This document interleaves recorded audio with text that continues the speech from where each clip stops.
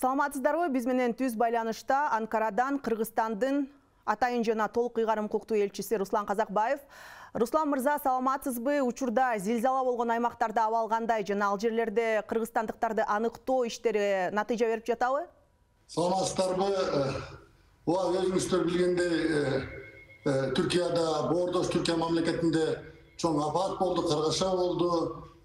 Keçe günü түнкү saat 4'ten 17 minut ötkөндө, andan kийин күндүз saat 13:24'te Türkiyanın çıkış aymaklarındaki 11 oblasında, 11 iri şehirlerinde zilzala oldu. Zilzalanın kesepetinin azırkı günde, azırkı saatka 3,5 minge jakın Türkiyanın jaranı kaçış boluştu. 21 minge jakın Türkiyanın jaranı jabыр татышты. 6 mingden aşık imaratlar, turak jaylar kıyroğga uçuradı.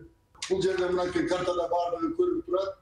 Türkiyanın en iri şehirleri Mersin, Adana, Osmaniye, Kahramanmaraş, Adıyaman, Malatya jana başka şehirlerinde bizim de Kırgızstan jarandары var. Okup atkan studentlerimiz var, işlep жүрген жарандарыбыз var.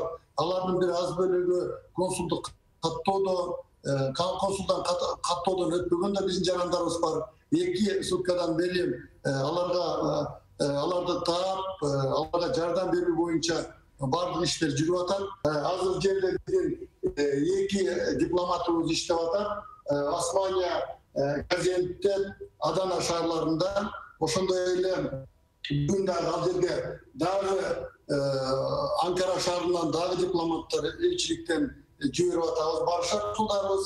Азыркы күндө ушул 2 сутканын бир 300'төн ашык жараныбыз кайрылды, жарандарыбыз. Бул жарандарыбыз бул жерде жашап жаткандар эмес, Кыргызстандан да кайрылып атышат. Бул шаарларда болгон тааныштар, туугандар болсо, маалымат берип телефондорду бергенбиз. Ошол канал менен кайрылып жатышат. Биздин түз байланышта болуп жардамга берүүгө аракет кылып, берүүгө жардам берип атабыз. Эмне үчүн аракет кылып атам? Себеби мисалы Gaziantep'e окшогон областка азыр бардыгы жабык. Osmaniye şehrinde de байланыш yok, elektrikçi yok. Bırak bizim konsul yerinde alcada işte atat. Mesela Kahraman şehrinde 12 jaranımız bilen байланышta olup atağız. Adana şehrinde bizde 27 jaranımız bilen, Gaziantep'te 22 jaranımız bilen, oşandayla Malatya şehrinde bizdeki hazır 12 jaranımız bilen байланыштабыз. Алар bu байланышта болгон жарандарыбыз ар кандай маселелер менен кайрылып атышат. Мисалы байланыш жоктугу, паспортторунун, акчаларынын, кийим-кечесинин кыйраган үйдө калып калганы боюнча ошондой эле дарланып жаткан жарандарыбыз бар. Ал жерде 2 үй бүлө кичинекей бөбөктөрүн операция үчүн дайындап атышкандар. Мисалы Кытайда, Adana шаарында алар менен биздин консулдар иштеп атышат. Açıkın açıkçası keyu jarandarыбыз менен байланыша албай жатабыз. Ал jaranдарыбыз менен азыр издөө иштери жүрүп жатат. Анан Руслан мырза, ушул саатка жабыркаган кыргызстандыктар барбы, жокпу? Алардын саны канча эгер болсо? Бул саатка жабыркаган кыргыздар жок. Кече күнү Ташиева Айжамал аттуу биздин бир жаран кызыбыз bu Adana şehrinden Orkan'a kayırılgan eken de onu tez alan içinde oşol yerde konsulumuz kayırıldı degen bizge malumat kelgenden keyin bulardan bayağı özlerinin jalpı tarmağı var. Oşol tarmaktan tışkı jarandardı dağı Orkan'a kayırılgan yolumuz oşol yerde jергиликтүү аймактарга башкаруу органдарына кайрылгандарга маалымат берип турат. Биз маалымат алар менен ал жерден консулубузга барып, бүгүн кайрылды, акыбалы бардыгы жакшы. Алындай жалпы эле өзүнүн маселелери менен кайрылган экен. Руслан мырза, негизи эле жалпы эле сиздердин каттоодо канча кыргызстандык турат жана алардын канчасы зилзала болгон аймактарда? Түшүндүм. Жалпы каттоо боюнча биздики 370 жаран бизде каттоодо турат. Жалпы эле Türkiye боюнча билесиздер жалпы санын ал бир азыркы күндө бир 15 миңге жакын биздин жараныбыз бар.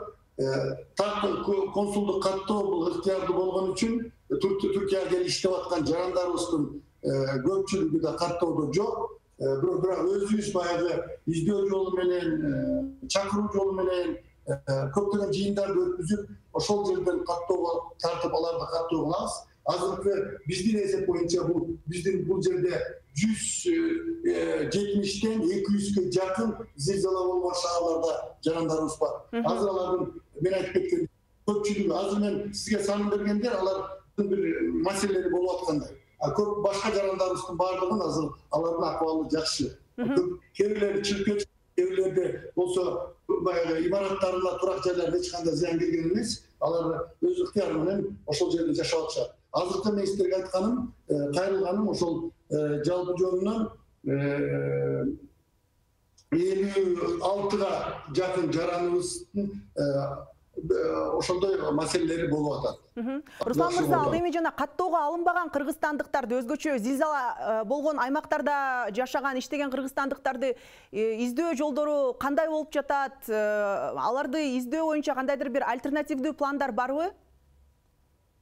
Сөзсүз бар. Айтып кетейик, биздин бул жердеги элчилигибиз бардыгыбыз Түркиянын президенттик аппараты менен, ички иштер министри менен, атайын коопсуздук кызматтары менен, тышкы иштер министрлигинде буларда штаб иштеп атат. Атайын тышкы жарандарды, тышкы мамлекеттердин жарандарын издөө боюнча, ошондой эле өзгөчө кырдаалдар менен иштөө боюнча АФАД аттуу меркези бар. Бизде өзгөчө кырдаалдык министрдин баягы бул жактагы өнөктөштөрү, алар менен тыгыз байланыштабыз.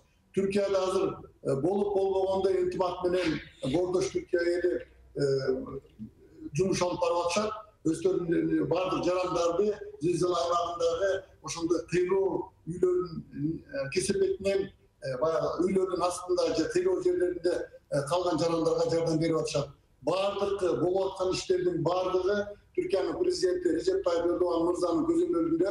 Ал киши өзү жана АФАД борборуна келип, ошол жер менен жыйын өткүзүп, куткаруу иштерин өзү көзөмөлдөп жатат.